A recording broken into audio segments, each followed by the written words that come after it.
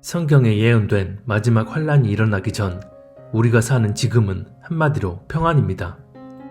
물론 지금도 지구 반대편 어느 곳에서는 핍박과 고통, 전쟁과 가난, 자연재해로 이미 환란이 리허설되는 곳도 있지만 대체적으로는 평안합니다.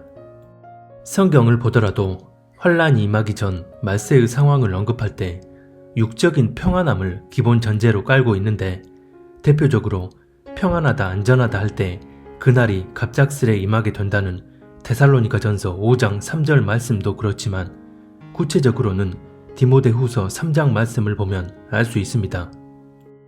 너는 이것을 알라. 말세에 고통하는 때가 이르러 사람들이 자기를 사랑하며 돈을 사랑하며 자랑하며 교만하며 비방하며 부모를 거역하며 감사하지 아니하며 거룩하지 아니하며 무정하며 원통함을 풀지 아니하며 모함하며 절제하지 못하며 사나우며 선한 것을 좋아하지 아니하며 배신하며 조급하며 자만하며 쾌락을 사랑하기를 하나님 사랑하는 것보다 더하며 경건의 모양은 있으나 경건의 능력은 부인하니 이 같은 자들에게서 내가 돌아서라. 디모데후서 3장 1절부터 5절. 디모데후서 3장 말씀을 보면 말세에 두드러지는 사람들의 특징에 대해 말씀하는데, 열거된 특징들 대부분이 육적인 평안함 가운데 있을 때 나올 수 있는 내적인 특징들이 대부분입니다. 자연재앙으로 집이 다 부서졌는데 자랑하고 교만하고 부모를 거역할 새가 없을 것이고, 전쟁이 터지고 빈곤이 극심한 처지인데 절제하지 못하고 배신하고 조급하고 쾌락을 사랑하는 일은 남의 얘기일 것이기 때문입니다. 이 말씀을 통해 알 수 있듯이 육적인 차원에서는 평안한 상태이겠지만 영적인 차원에서는 타락과 혼돈이 절정에 달한다는 의미입니다.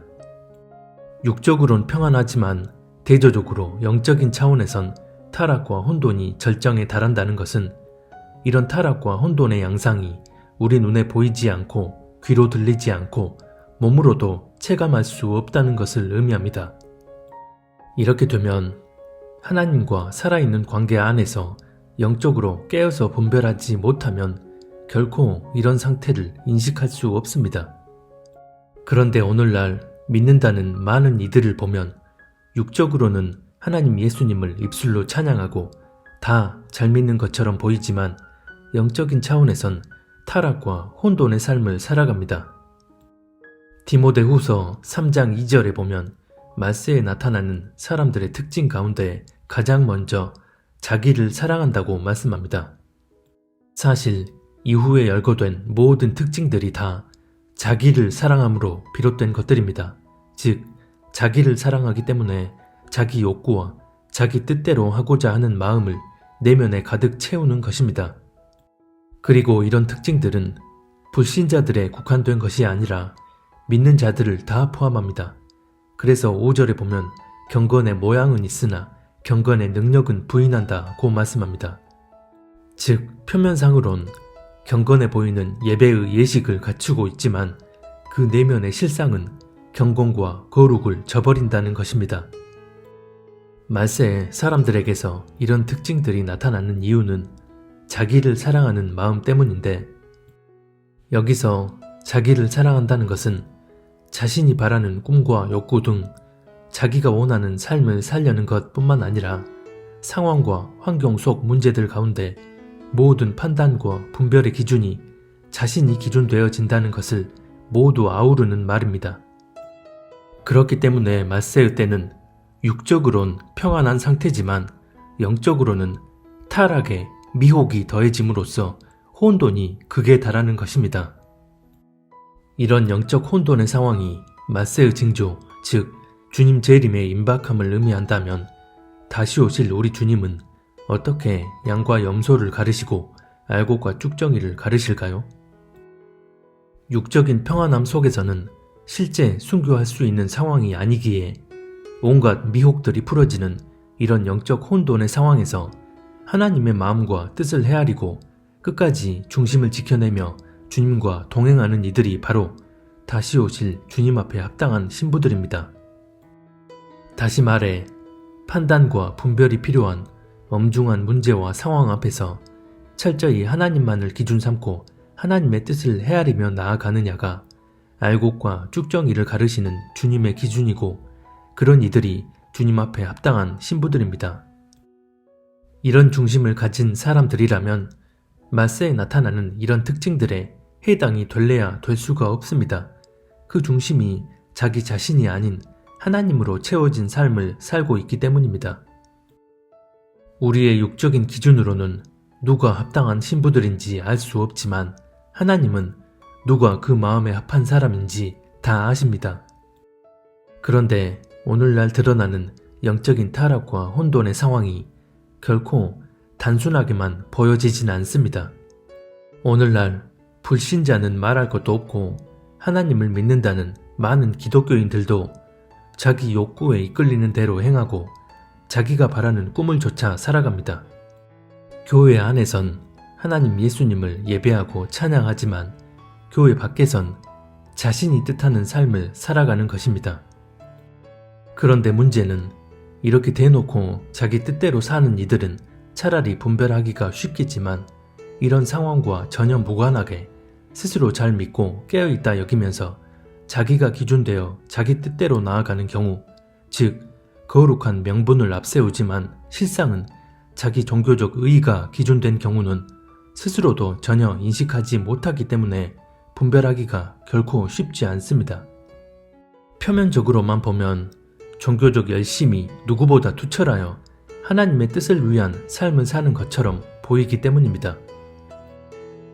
하나님의 뜻을 구하며 그 뜻대로 나아가는 그리스도인이라면 절대 나올 수 없는 두 가지 모습이 있습니다. 첫 번째는 아주 염세적인 태도를 보이며 이 세상은 더 이상 소망 없고 이제 곧 종말이 임할 것이니 휴거를 소망하며 하던 일 다 때려치우고 산속에 들어가 주문 외우듯 기도만 하는 그런 경우입니다. 살아계신 하나님과 교제하며 그분과 동행함 가운데 있어야 우리를 더 깨어있게 하고 주님께로 인도하는 것이지, 시대적 상황을 지식으로 안다고 해서 또 내가 휴거를 알고 소망한다고 해서 합당한 그리스도인이 되는 게 아닙니다. 하나님과 살아있는 관계 없이 이런 종말론적 지식이 내면을 채우게 되면 이것이 나를 미혹으로 이끌게 됩니다. 두 번째는 자기 종교적 의의에 기반한 태도로 크리스찬이라면 당연히 세상의 부정과 불의에 맞서 목소리 높이고 행동함으로써 이 땅에 정의를 회복해야 한다고 주장하는 경우입니다. 사실 두 번째 경우가 분별이 훨씬 더 어려운 케이스입니다. 외적으로 보면 의의 열정이 넘치고 종교적 열심이 투철하여 아주 참된 그리스도인처럼 보이기 때문입니다. 하지만 내가 어떤 의로운 목소리를 내고 행동할 때 그 행동이 지금 하나님의 뜻과 섭리를 헤아림으로써 나오는 거라면 그때 그 행동이 진리에 맞는 행동이 되는 것이지, 그저 내가 생각하는 의의 기준에 맞게 행한다고 그게 다 진리에 합당한 행동이 아닙니다. 여기서 말하는 의로운 행동이란 성경에 기록되어 있는 행동 지침이 아닌 그저 사람 기준에서 옳게 보이는 행동을 말합니다. 예를 들어 동성애 합법화 반대 집회에 나가 피켓을 들고 목소리 높이며 의로운 행동을 합니다. 그런데 성령께서는 이미 그 사람에게 어제 말다툼한 친구에게 가서 먼저 사과하고 그 친구에게 복음을 전하라는 마음을 주셨습니다. 허나 그 사람의 마음 안에는 이미 정의를 회복하기 위해 한 명이라도 더 참여해서 동성애라는 죄를 막아내야 하는 게 당연하다는 자기 의의 기준이 세팅되어 있습니다. 그렇다면 이미 성령이 주시는 마음은 자기가 기준되어 자기 뜻대로 행하려는 그 확정된 마음 안에 녹아들지 않게 되고 결국 그리스도인이라면 당연히 이렇게 목소리 높이고 이렇게 행동하는 게 마땅하다는 자기가 만든 종교적 강령에 의해서만 행동합니다. 황당한 예로 보이지만 이런 식의 예가 오늘날 우리에게 무수히 많이 해당됩니다. 무엇보다 지금의 시대적 상황에 맞게 역사하시는 하나님의 섭리를 분별하지 못하면 무조건 이런 방향으로 나아가 버립니다. 사실 이런 의로운 종교적 열심이 있는 많은 그리스도인들을 보면 하나님과 살아있는 관계 안에서 그 뜻을 헤아리고 그런 동행함 가운데 나오는 행동이 아니라 자기 종교적 기준에 의해 스스로 옳다 여기는 대로 행동하는 경우가 많습니다. 지난 11월 3일 미국 대선이 끝나고 많은 이들이 트럼프라는 정치인을 하나님이 택하셔서 이 땅에 다시금 정의를 회복시켜줄 사람으로 여기고 있는 것을 봅니다. 그게 아니더라도 부정선거로 인해 그 정치인이 피해를 보고 있으니 불의에 맞서 그 정치인과 뜻을 함께해야 한다고 말합니다. 다시 말해 지금 일어나는 불의와 부정에 맞서 목소리 내고 행동하는 건 당연하고 그 의로운 정치인을 하나님이 사용하시니 그를 지지하고 기도해 주는 게 옳다는 것입니다. 하나님은 이미 성경을 통해 때에 맞는 섭리를 어떻게 이끌어 가실지를 다 계시해 놓으셨습니다. 그래서 우리가 하나님을 제대로 믿는 그리스도인이라면 성령 안에서 말씀을 이해하고 분별함으로써 때에 맞게 역사하시는 하나님의 섭리가 어떠한지를 깨닫고 그 섭리대로 마음을 붙들고 나아가야 합니다. 큰 틀에서 지금 이 말세라는 사실은 대부분 인정하지만 이 말세가 어느 시점의 말세인지 말씀을 통해 분별함으로써 하나님의 섭리가 이 땅 가운데 어떻게 풀어지게 될지를 이해해야 하는데 자기 종교적 의의가 기준되어 버리면 이런 일을 아예 분별할 수도 없고 그런 방향으로 나아갈 수도 없게 됩니다. 많은 그리스도인들이 지지하는 그 정치인의 몇몇 정책들이 기독교 가치에 부합되니 그를 무조건 지지해야 한다고 하고 또 악랄한 반대 진영이 부정선거를 저질렀기 때문에 더욱 그 사람과 뜻을 함께해야 한다고 말합니다. 이게 자신들의 종교적 의의 기준인지 아니면 하나님의 뜻에 따른 기준인지를 분별하지 못한다는 게 안타까울 뿐입니다. 그 의로운 정치인은 동성애를 반대하고 낙태를 반대하는 등 친기독교 정책들을 펴니다. 그리고 상대 진영은 낙태 찬성, 동성애 지지, 교회를 탄압하는 반기독 정책을 내세웁니다. 그런데 문제는 이 친기독 정치인이 세계 평화라는 명목으로 무슬림도 유대교인도 기독교인도 함께 기도하고 함께 예배하는 종교 간 통합을 모색하는 정책을 지향합니다. 그리고 이 정책에 카톨릭 교황도 괴를 같이 합니다.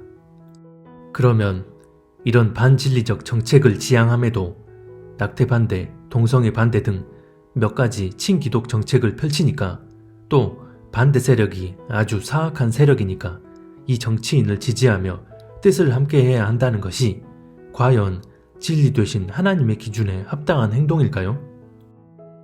엄밀히 따져서 평화라는 광명한 껍데기를 두르고 모든 종교를 하나로 통합하려는 행태는 하나님께 맞서서 자신들의 바벨탑을 건설하겠다는 의도로서 낙태나 동성애 문제보다 훨씬 더 패역한 악 중의 악입니다.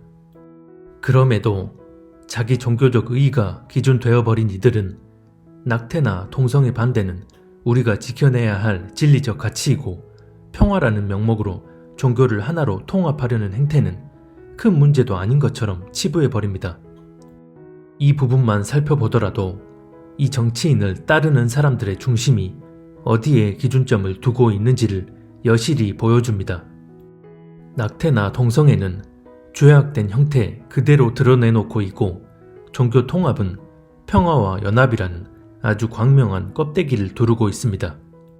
이걸 통해 알 수 있듯이 지금은 하나님께서 세상을 심판하기 위해 사탄에게 미혹을 일으키도록 허락하신 때이고 그렇기 때문에 광명한 껍데기를 두른 교묘한 미혹이 사람들의 심령에 침투하게 되는 것입니다. 그리고 이런 일이 적그리스도가 등장하는 타이밍에 일어난다는 것입니다. 이것이 바로 성경에 예언되어 있는 지금의 시대적 상황입니다. 무엇보다 이 세계적인 평화와 연합은 계시록에 등장하는 음녀, 즉 거짓 선지자가 모든 종교를 하나로 통합하기 위해 내세우고 있는 가증한 기치입니다. 즉 하나님이 세상을 심판하기로 작정하신 때에 평화를 가장한 통합의 일들이 서서히 진행되어 가고 있는 것이고 지금이 바로 그때라는 것입니다. 마지막 때 이 평화와 통합의 일은 자신의 멸망이 이르기 전 사탄이 하나님을 대적하기 위한 마지막 발악, 즉 최종 병기와 같은 전략인 것입니다. 그런데 많은 그리스도인들은 자기 인본적 기준으로 이 정치인은 그래도 낙태 반대, 동성애 반대 같은 친기독교 정책을 펴니까, 또 상대는 기독교를 대적하는 악한 사람이니까 이 사람보단 낫다고 하면서 의인과 악인을 자기 기준대로 구분해 놓고 진영 논리에 갇혀 스스로 미혹기를 자처합니다. 현실적으론 가능성이 크지 않아 보이지만, 만약 대법원 판결이 뒤집어지고 낙선한 것처럼 보였던 트럼프가 기적적으로 재선에 성공하게 된다면, 그때부턴 엄청난 미혹의 광풍이 믿는다는 그리스도인들에게 대대적으로 풀어지게 될 것으로 보입니다. 이렇게 되면 여러 정황들을 통해 볼 때 트럼프가 적그리스도일 확률이 매우 높아집니다.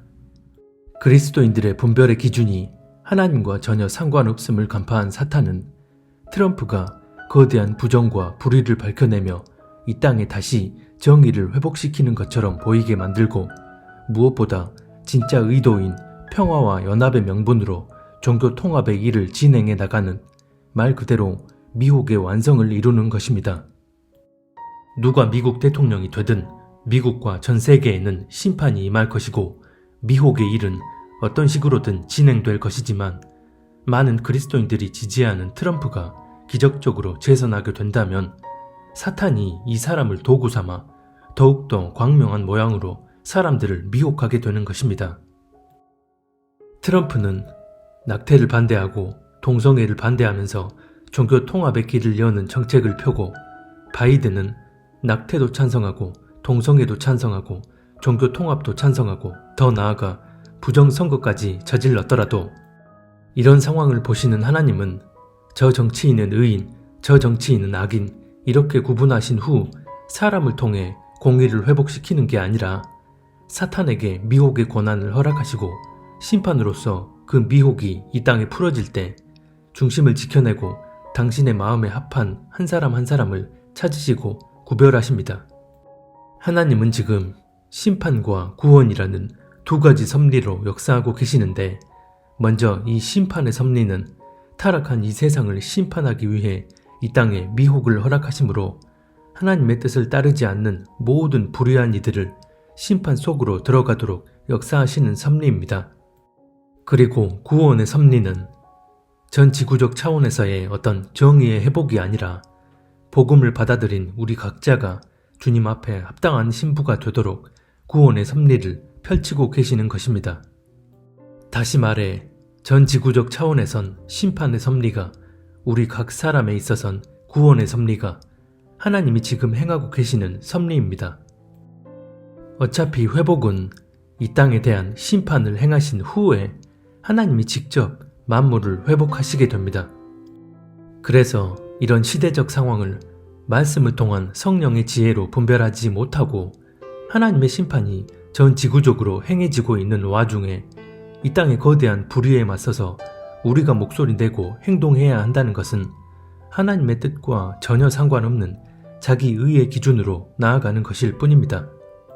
사람 기준으로 보면 행동하지 않는 건 마치 불의에 침묵하는 비겁한 것처럼 보이겠지만, 옳아 보이는 그 인본적 기준을 내려놓지 않으면 다 이 미혹에 낚여서 헤어나오지 못합니다. 그래서 이런 시대적 상황 속에 역사하시는 하나님의 섭리가 어떠한지를 온전히 헤아려서 그 뜻대로 나아가는 것이 가장 중요합니다. 하지만 믿는다고 하면서도 눈과 귀가 가려져 분별할 생각조차 하지 않고 자기 의만 앞세우며 미혹기를 자처합니다. 자신이 옳다 하는 의의 기준에 의해 자신이 뜻하는 바대로 나아가는 것입니다. 작년 이맘때 광화문 집회와 정광훈 목사를 지지하던 이들의 주장이 이러했습니다. 악한 정권을 무너뜨려서 자유 대한민국을 회복하는 것이 가장 중요하지 않냐는 것이었습니다. 집회 안에서 그 목사가 하나님을 모독하는 무슨 말을 하든, 또 그 집회 안에서 하나님을 거스르는 그 어떤 패역한 행위가 드러나든 별거 아닌 문제로 치부해버리고, 타 종교가 됐든 누가 됐든 무조건 연합해서 악한 정권에 맞서 자유 대한민국을 회복해야 한다는 똑같은 주장만 되풀이했습니다. 집회가 열리는 내내 하나님의 마음을 난도질하는 패역한 행태를 보이면서도 하나님이 세우신 이 나라를 회복해야 한다는 명분을 앞세워 실상은 자신들이 뜻하는 바대로 나아가는 것입니다. 상대방의 의사는 전혀 신경 쓰지 않고 자기 혼자 이 사람은 이걸 주면 좋아해 라고 결론 짓고 자기 뜻대로 행동합니다. 그걸 옆에서 지켜본 다른 사람이 아니야, 그 사람은 그거 안 좋아해 라고 하자 무슨 소리야, 이게 얼마나 비싼 건데 지금 안 사면 다른 사람이 사버릴 거야. 그러면 영원히 살 수 없어. 그러니 무조건 좋아해야 돼 라고 하는 것과 다를 게 전혀 없습니다. 상대를 위한다는 선한 명분으로 포장하고 있지만 실상은 상대방의 뜻은 전혀 중요하지 않고 그저 자기 원하는 대로 하려는 것입니다. 이처럼 하나님의 뜻이 어떠한지를 헤아릴 마음은 전혀 없이 그저 자신이 옳다 여기는 의의 기준으로 정의로운 목소리를 내고 그렇게 행동하는 게 무조건 하나님께도 좋은 거라 여기며 그냥 자기 뜻대로 나아가는 경우가 많습니다. 지금 트럼프라는 정치인을 지지하고 따르는 이들 가운데 작년 정광훈 목사와 그 지지자들의 이런 부분을 비판하던 분들도 계실 것입니다. 그런데 이제는 본인들이 자기 의의 기준으로 똑같은 행동을 합니다. 어떤 문제에는 하나님이 기준되는 것 같지만 또 다른 문제에는 자기 의가 기준된다는 것은 하나님이 기준되어 분별한 것 같았던 그 문제 역시 실상은 자기 의의 기준이었지만 우연히 진리의 기준과 맞아 떨어졌던 것 뿐입니다. 결국은 하나님과 살아있는 관계 안에서 나오는 분별이 아니라는 것입니다. 영적 원리에 의해 맺어진 열매는 반드시 육적인 현상으로 드러나게 됩니다.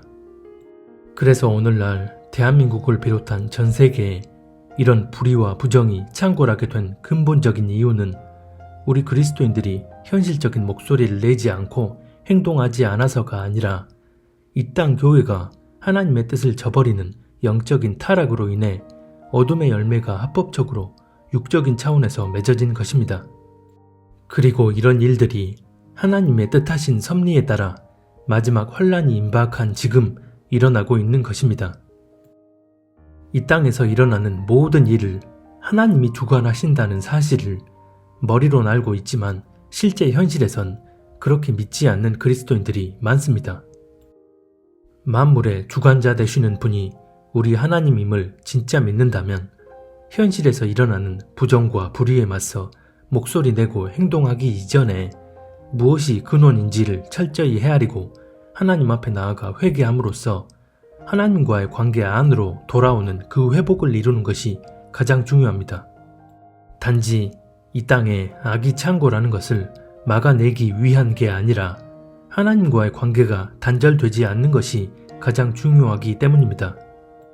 그래서 우리가 사는 지금은 어떤 거대한 불의에 한거하여 인본적 방편으로 정의를 회복하기 위해 힘써야 할 때가 아니라 하나님이 직접 만물을 회복하시기 위해 이 땅에 심판을 시작하시는 때이기에 하나님이 역사하시는 때에 맞는 섭리를 분별하고 거룩히 구별되어 그 뜻하신 대로 나아가야 합니다.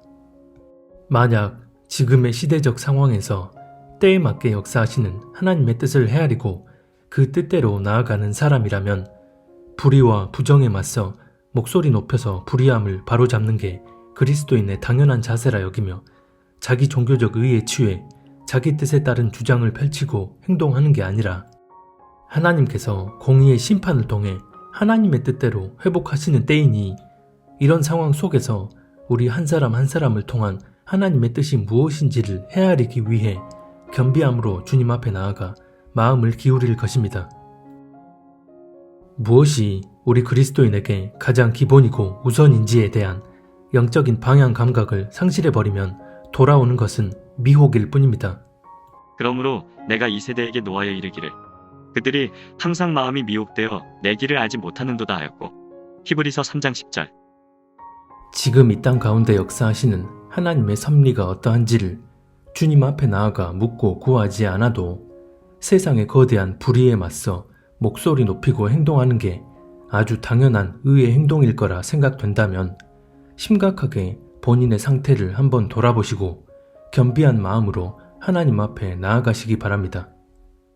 성령께서 부어주시는 분별의 은혜로 때에 맞는 하나님의 섭리를 깨닫고 그 섭리의 방향대로 나아가는 이들이 이 시대에 가장 복된 사람들입니다. 육적인 평안함 속에 타락과 미혹, 혼돈이 극에 달한 이 현실이 더더욱 우리를 우리 자신에게 집중하게 만들고 그래서 더더욱 종교의 늪에 빠지게 만듭니다.